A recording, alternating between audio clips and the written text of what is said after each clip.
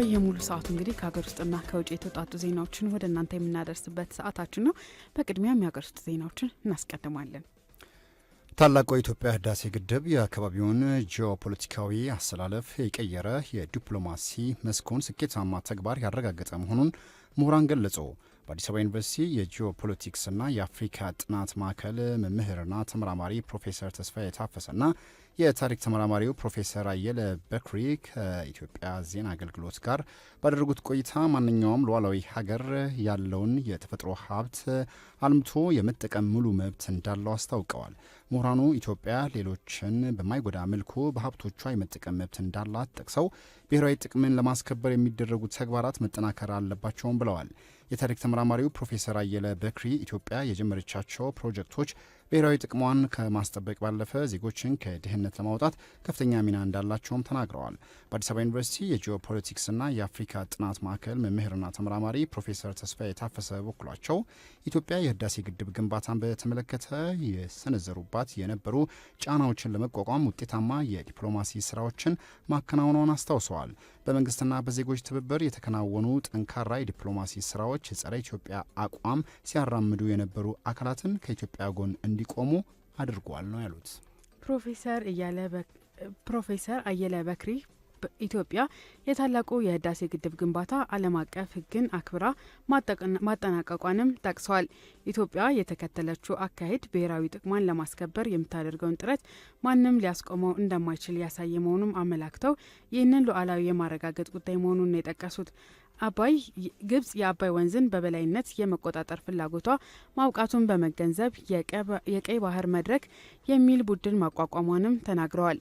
ግብጽ በመድረኩ በመታገዝ ኢትዮጵያ በቀይ ባህር ጉዳይ ምንም አይነት ተሳትፎ እንዳይኖራት ጥረት እያደረገች መሆኑንም አስተዋል። ይህንኑ እንቅስቃሴ ለመመልከት የተጠናከሩ የዲፕሎማሲ ስራዎች እንደሚያስፈልጉ ነው ያነሱት። ፕሮፌሰር ተስፋዬ ታላቁ የኢትዮጵያ ህዳሴ ግድብ በአካባቢው ያለውን የጂኦ ፖለቲካዊ አሰላለፍ የቀየረና በዲፕሎማሲ መስክ የተገኘውን ድል ያረጋገጠ ነው ብለዋል። ኢትዮጵያ ብሔራዊ ጥቅሞቿን ለማረጋገጥ በዲፕሎማሲያዊ መስክ ያከናወነቻቸው ተግባራት ውጤታማ እንዳደረጓት ነው የተናገሩት። የዜጎችን የመግዛት አቅምን ያገናዘቡ በቴክኖሎጂ የታገዙ ወጪ ቆጣቢ ቤቶችን በብዛት ለመገንባት የሚያስችል የአዋጭነት ጥናት ተፈራረመ። የዜጎችን የመግዛት አቅምን ያገናዘቡ በቴክኖሎጂ የታገዙ ወጪ ቆጣቢ ቤቶችን በብዛት ለመገንባት የሚያስችል የአዋጭነት ጥናት ለመስራት ስምምነት መፈረሙን የኢትዮጵያ የኢኮኖሚክስ አሶሲሽን አስታውቋል።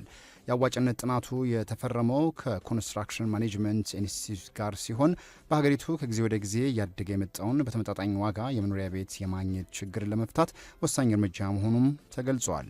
ስምምነቱን በኮንስትራክሽን ማኔጅመንት ኢንስቲትዩት በኩል ምክትል ፕሬዚዳንት ኢንጂነር ቅድስት ማሞ፣ በኢትዮጵያ የኢኮኖሚክስ አሶሲሽን በኩል ደግሞ ዋና ስራ አስፈጻሚው ፕሮፌሰር መንግስቱ ከተማ ተፈራርመውታል። የአዋጭነት ጥናቱ ግዙፍ ሀገራዊ ፋይዳ ያለው መሆኑን የኮንስትራክሽን ማኔጅመንት ኢንስቲትዩት ምክትል ፕሬዚዳንት ኢንጂነር ቅድስት ማሞ ተናግረዋል። ጥናቱ ሀገሪቱ የቤቶችን ግንባታን በሚመለከት በምታከናውናቸው የፖሊሲና ኢንቨስትመንት ውሳኔዎች ዋነኛ ግብዓት ሆኖ የሚያገለግል መሆኑን ምክትል ፕሬዚዳንቷ ተናግረዋል።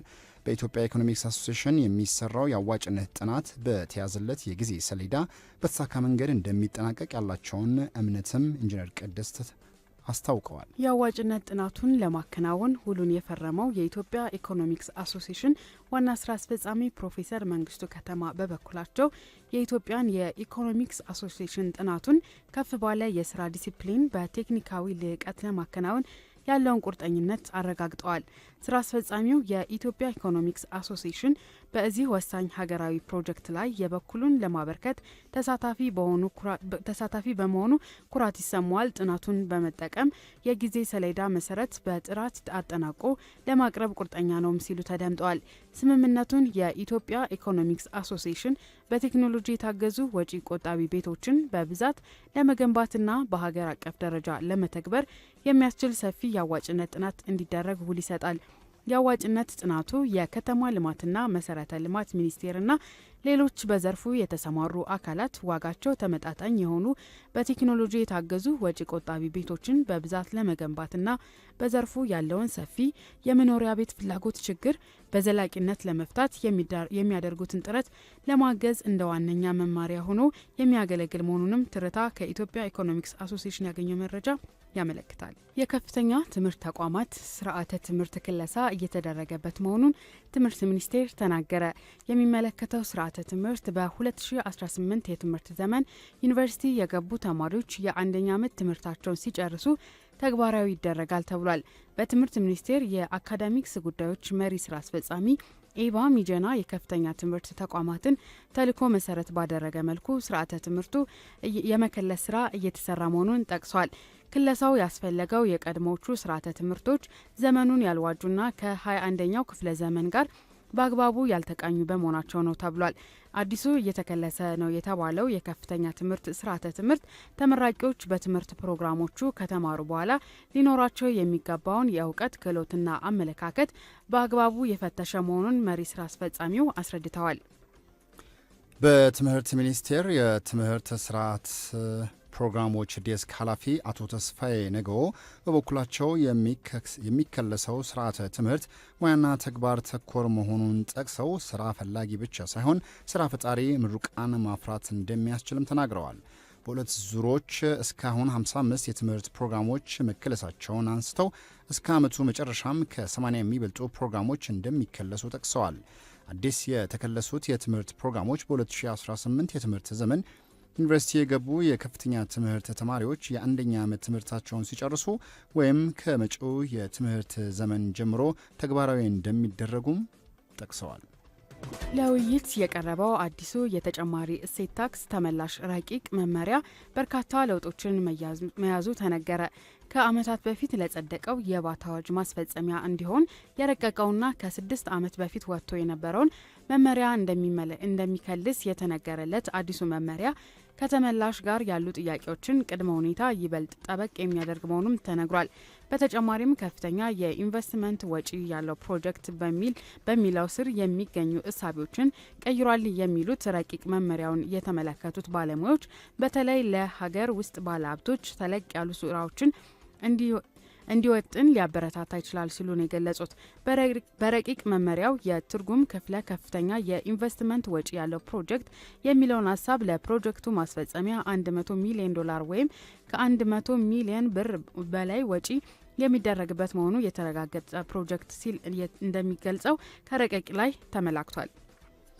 ይህም ከቀደመው መመሪያ ከፍተኛ ለውጥ ያለው ነው የሚሉት ባለሙያዎች ምናልባትም ሀሳቡ መመሪያው ከውይይት በኋላ ተግባራዊ ሆኖ ሲወጣ የበለጠ ግልጽ የሚሆኑ ሀሳቦች እንደሚኖሩትም ተገልጿል። በስራ ላይ ባለው መመሪያ ከፍተኛ የኢንቨስትመንት ወጪ ያለው ፕሮጀክት ከ100 ሚሊዮን ዶላር በላይ ወጪ የሚደረግበት እንደሆነ ይጠቅስ ነበረ።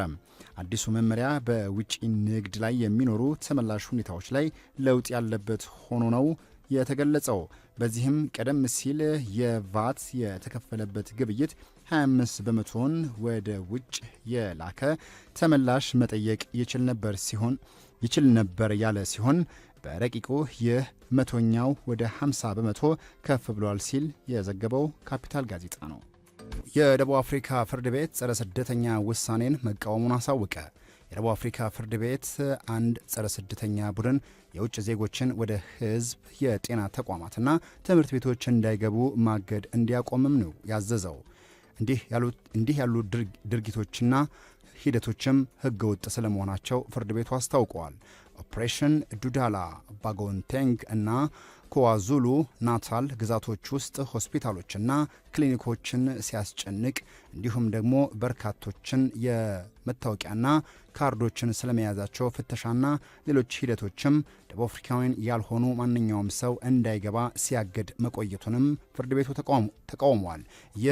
ይህ ድርጊትም ሕገ ወጥ ነው በማለትም ተችቶታል። ነገር ግን በጆሃንስበርግ የሚገኘው ከፍተኛ ፍርድ ቤት የመብት ቡድኖች ባቀረቡት ክስ መሰረት ቡድኑ ወደዚህ ተቋማት ማስፈራራት፣ ማስጨነቅና ሌሎች ጣልቃ ገብነቶችን እንዲያቆምም ሲል ማዘዙን ነው ያስታወቀው። አብዛኛው የሚመጡት እንደ ሌሲቶ፣ ዚምባብዌና ሞዛምቢክ ካሉ ጎረቤት ሀገሮች ሲሆን ለሀብታም ጎረቤቶቻቸው የስደተኞችን የጉልበት ስራ የመስጠት ታሪክ አላቸው ሲሉም ተደምጧል። በደቡብ አፍሪካ ውስጥ የዘር ማጥፋት ጥላቻ ለረዥም ጊዜ ሲከሰት ቆይቷል። ይህም አልፎ አልፎ ገዳይ የሆኑ አመጽ ሲከሰት ቆይቷል እና ጸረ ስደተኞች ስሜት ቁልፍ የፖለቲካ መነጋገሪያ ሆኗል ሲል ተዘግቧል። በአሜሪካ ኬንታኪ ግዛት በደረሰ የጭነት አውሮፕላን መከስከስ አደጋ የ7 ሰዎች ሕይወት መጥፋትና በአካባቢው ለከፍተኛ ቃጠሎ መነሳት ምክንያት እንደሆነ ተገለጸ። አሁንም የሟቾች ቁጥርና የጉዳት መጠኑ በልኬት ለመግለጽ በርካታ ስራዎች እንደሚያስፈልጉትም ተገልጿል። የጭነት አውሮፕላኑ እኩሉ ሲቪል ሙሐመድ አሊ ዓለም አቀፍ አውሮፕላን ማረፊያ መብረር በጀመረ ጥቂት ደቂቃዎች ውስጥ መከስከሱ ነው የተመላከተው። የኬንታኪ ግዛት አስተዳዳሪ አንዲ ቢሾር የጭነት አውሮፕላኑ ከተነሳ በኋላ ብዙም ሳይቆይ የመፈንዳት አደጋ እንዳጋጠመውና በአካባቢው ቃጠሎ ስለመከሰቱም መናገራቸውን ነው ሮይተርስ በዘገባው ያሰፈረው። በተከሰተው አደጋም እስካሁን የ7 ሰዎች ሕይወት ያለፈ ሲሆን 11 ሰዎች ላይ ደግሞ ከባድ ጉዳት መድረሱን አመላክተዋል። የሟቾች ቁጥር ሊያሻቅብ እንደሚችል ጠቁመው የአደጋውን መንስኤ ለማወቅ ምርመራ እየተካሄደ ነው ያሉ ሲሆን አደጋውን ተከትሎ የተፈጠረውን የእሳት አደጋ በፍጥነት መቆጣጠር መቻሉን ገልጸዋል ሲል የዘገበው ሮይተርስ ነው። ታንዛኒያ ምርጫ ከዲሞክራሲያዊ መስፈርቶች ጋር አልተጣጣመም ሲል የአፍሪካ ህብረት አስታወቀ። የምርጫ ግልጽነት መጉደሉ እንዲሁም የኢንተርኔት መዘጋትና በፖለቲካዊ ተነሳሽነት የተፈጸሙ ጠለፋዎች የድምፅ ታማኝነትን አደጋ ላይ እንደጣሉም ተመላክቷል። ባለፈው ሳምንት የታንዛኒያ ምርጫ ከዲሞክራሲያዊ መስፈርቶች አንጻር የተጣጣመ አልነበረም ሲል የአፍሪካ ህብረት ያስታወቀ ሲሆን ይህም በፕሬዝዳንት ሳሚያ ሱሉሁ ሐሰን አስተዳደር በአሰቃቂ ሁኔታ እንዲሁም ደግሞ ወይም አስከፊ በሚባል ሁኔታ ዓለም አቀፍ ጫናዎች እንዲጨምሩ ችግሮችም ጎልተው እንዲታዩ ሆኗል የተባለው። ለጥቅምት 29 ምርጫ 72 ታዛቢዎች ያቀፈውን ቡድን ወደ ታንዛኒያና ዛንዚባር የላከው የአፍሪካ ህብረት የምርጫ ክትትል ክፍል ረቡዕ ዕለት የድምፅ መሙላት ሂደትን በመንግስት ላይ ተጽዕኖ መኖሩና የኢንተርኔት መዘጋት ከመጠን በላይ በወታደራዊ ኃይል በአካባቢው መኖርና በፖለቲካዊ ተነሳሽነት የተፈጸሙ ጠለፋዎችና አፈናዎች የምርጫውን ሂደት ታማኝነትን የሚያደናቅፍና የሚያሳጣ መሆኑ አፍሪካ ህብረት መግለጹን ነው አፍሪካ ኒውስ በዘገባው ያሰፈረው።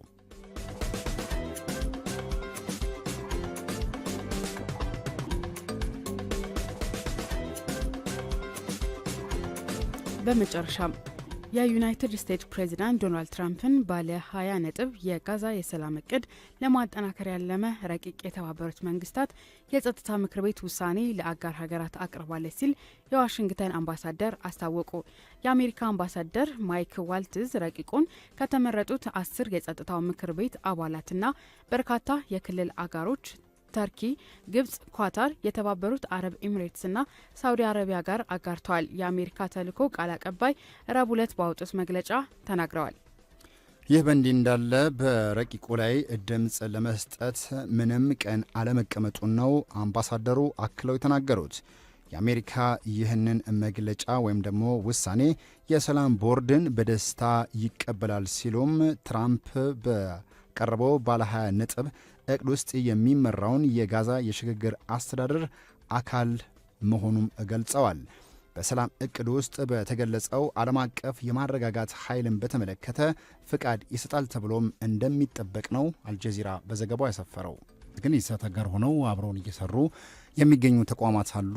በከተማችን ለፈጣን የትራንስፖርት አገልግሎት አለሁሎት የሚሉት ራይድ ነው። በ8294 የራይድን ፈጣን ትራንስፖርት ሲጠቀሙ ቀደም ሲል ስንገልጽላችሁ እንደቆየ ነው የተለያዩ ሽልማቶችን ራይድ በሎተሪ መልክ እንዳዘጋጀና በዚህም በሚደርሳችሁ አጭር መልእክት መሰረት የዕጣው አሸናፊ ከሆኑ የቤት የመኪናና ሌሎችን በርካታ አጓጊ ሽልማቶችን ከራይድ እንደሚበረከትሎት ስንገልጽ ቆይተናል።